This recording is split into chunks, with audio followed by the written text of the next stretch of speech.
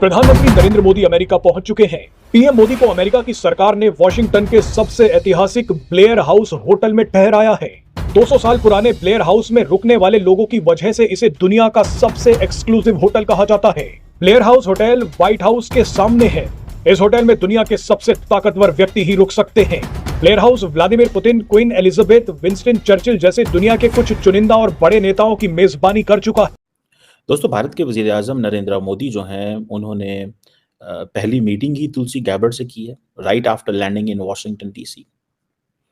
क्या सिग्निफिकेंस है इसकी? मोदी जी ने इतने भीड़ में इतने देख के हमें पूछा कि अरे आप हमारे लिए इतना कष्ट क्यों उठा रहे हैं। That means a lot. हमने 4 घंटे से एक पैर पे खड़े रह के तब किया है मोदी जी को थैंक यू बोलने को। इतना अच्छा लगा उनसे मिलने। This kind of humility is so touching, it's so commendable. What Modi ji is doing for a country is a great, and globally I think he is doing fantastic. All for humanity. DC पहुंचने से कुछ देर पहले ही new intelligence head, national intelligence की new head, first American Hindu women spy lady, spy head Tulsi Gabbard अपना oath लेती हैं।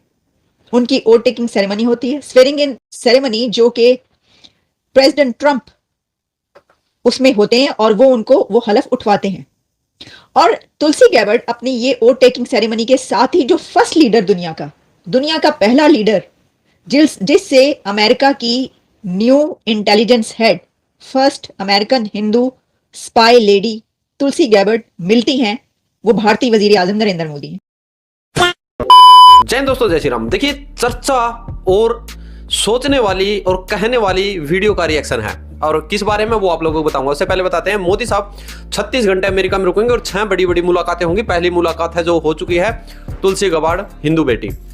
भारत के प्रधानमंत्री मोदी साहब व्हाइट हाउस के सामने, बिल्कुल वो आप लोगों ने देख लिया, ब्लेयर हाउस है जिसमें रुके हैं, जो कि रशिया के प्रेसिडेंट पुतिन साहब, एलिजाबेथ क्वीन और ये हैं, उसमें रुक चुके हैं। मोदी साहब रुके हैं और तमाम वर्ल्ड के सामने देखा है, तिरंगा ऐसे लगाया गया है। दूसरी बात करते हैं, देखिए, पाकिस्तान के पत्रकार चीमा साहब बात कर रहे हैं कि जो 1947 से पहले भारत था, उसमें जो फ्रीडम फाइटर कहे जाते हैं वो भारतीय कहे जाते हैं।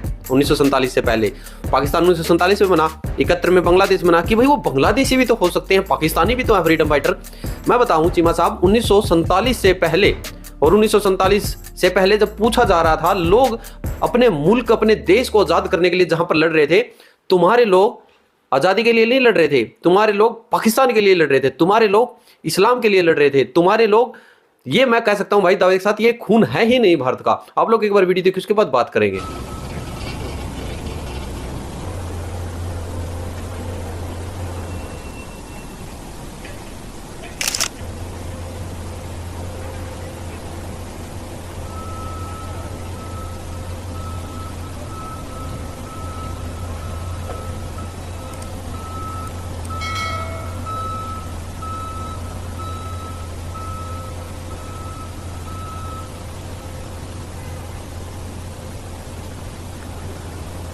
दूसरा, अभी वो अमेरिका पहुंच रहे हैं ताड़ साहब, ये तो बहुत बड़ी जो है वो डेवलपमेंट हो रही है। और ताड़ साहब, इस पे भी एक कमेंट कीजिएगा कि आज फ्रांस में के अंदर, मक्सई साउथ ऑफ फ्रांस के अंदर, नरेंद्र मोदी साहब और एमैनुअल मैक्रोन जो है वो एक सेमेट्री में गए, जहां पे उन्होंने ये कहा कि जनाब 1 लाख इंडियन फौजी आया था, उसमें से 10,000 फौजी की जानें चले गए।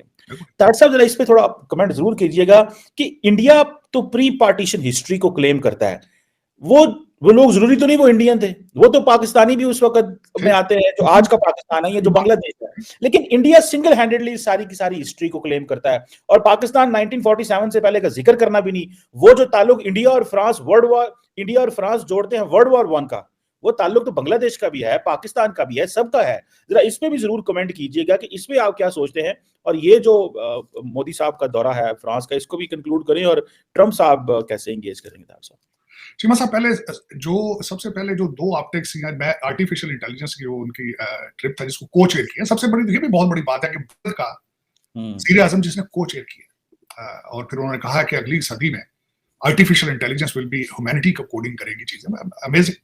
फिर वहां उन्होंने स्पीच दी, उसमें सबसे बड़ी बात यह थी कि उन्होंने इंग्लिश में स्पीच दी, जो कि मोदी साहब अक्सर नहीं देते, हिंदी के अंदर वो अपनी स्पीच देते। दूसरा जो ऑप्टिक्स वहां से नजर आ रहे थे, मैं वो इसी पे बात करना चाहूंगा, बल्कि उसको अटैच करना चाहूंगा जो आपने बात की है उस सेमेटरी के अंदर जाके उन्होंने जो वर्ल्ड वार 1 और उसमें अपना हिस्सा जो क्लेम कर रहे हैं हिस्ट्री में, या उनकी अपनी पार्टिसिपेशन बता रहे हैं यूनाइटेड इंडिया की, उसकी वजह है ऑप्टिक्स पे। तस्वीर मैंने पहली जो तस्वीर देखी जिसमें मोदी साहब दरमियान में बैठे थे, एक साइड पे मैक्रोन थे और दूसरी साइड पे यूनाइटेड नेशन के सेक्रेटरी जनरल थे। एक तस्वीर मैंने ये देखी, आप उससे अंदाजा लगाएं उनका को चेयर करना इस समिट को। फिर उसके बाद ये कि दूसरी तस्वीर में बताना चाहूंगा कि हमारे जेडी वाइस बैठे हैं उनके साथ और साथ उषा बैठे हैं उनके साथ।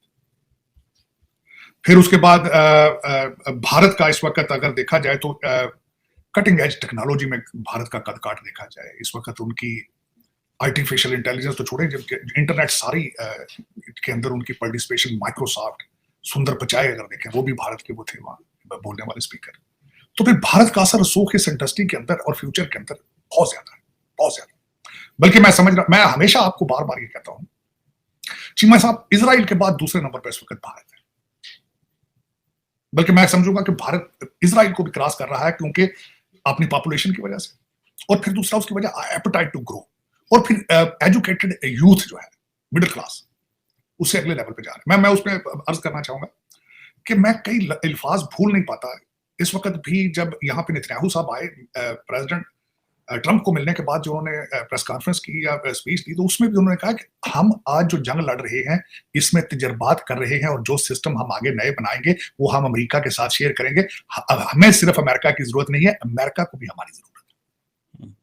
केशव पटेल और तुलसी गैबर्ट की हेयरिंग बहुत सख्त हेयरिंग थी सेनेट में, उनके बहुत से सवालात उठाए गए थे। मैंने देखा भी कुछ उनकी जब ये हेयरिंग हो रही थी तो उसमें केशव पटेल से पूछा गया कि अगर ये होता है तो क्या आप डेजिग्नेशन छोड़ देंगे, नहीं छोड़ेंगे, तो वो उन्होंने कहा कि मैं अपना काम करता हूं, मैं अपना काम करता रहूंगा, इस तरह की बात करते रहे। फिर काफी देर के बाद उनको बड़ा सख्त कहते हैं ना ग्रिल किया गया, और उनको कहा गया कि जो आपसे पहले हेड्स थे वो ये कहते रहे कि वो ऐसा हुआ तो ये छोड़ देंगे, लेकिन आप नहीं कह रहे, इस तरह की बातें, यानी बहुत सख्त उन दोनों को ग्रिल किया गया। इसकी वजह यह है कि सेनेट में जो है काफी लोग ये समझते थे कि नहीं ऐसा नहीं होना चाहिए, लेकिन जीत गई वो तुलसी गैबर्ट 48-52 से 4 वोट्स का फर्क है, वो जीत गई। मैंने देखा कि एक जिन्होंने उनको वोट दिए उसमें से भी एक लेडी जिन्होंने ये लिखा कि सोशल मीडिया पर कि मुझे उनसे काफ़ी बातों पर इख्तलाफ है, लेकिन मैं फिर भी उनको सपोर्ट कर रही हूँ और उन्हीं को वोट दूंगी। तो ये जो 4 वोट हैं ये भी तुलसी गैबर्ट को इसलिए मिले हैं कि वो लोग हैं कि जो उनसे डिसएग्रीमेंट करते हैं, लेकिन वो ये सोच रहे हैं कि वो बड़ी अपराइट किस्म की बंदी हैं, तो उनको देना चाहिए वोट। तो दोस्तों आप लोगों ने देखा, देखिए मैं पहली बात जो रह गई थी उसको कंटिन्यू करता हूं, उसके बाद करेंगे तुलसी गैबर्ट जी के बारे में बात थोड़ी। तो देखिए जहां पर मुस्लिम लीग बना दी गई थी और मोहम्मद अली जिन्ना वो एक ऐसा इंसान था जहां पर मैं ये कहूँगा कि जो भारतीय थे, जहां पर 21-22 साल की उम्र में फांसी पर चढ़ रहे थे, ये क्योंकि तमाम जो लीडर थे, एक ऐसा दौर आ चुका था 1940 के दौरान कि तमाम जो लीडर थे, फ्रीडम फाइटर कहेंगे उनको, भारत की आज़ादी के लिए लड़ रहे थे। भाई पाकिस्तान तो बना ही नहीं, मैं तो ये कहूँगा 1947 में बना ही नहीं पाकिस्तान। जब मुस्लिम लीग बना उसी समय पाकिस्तान बन लिया था, क्योंकि पाकिस्तान की मांग उठने लग गई थी।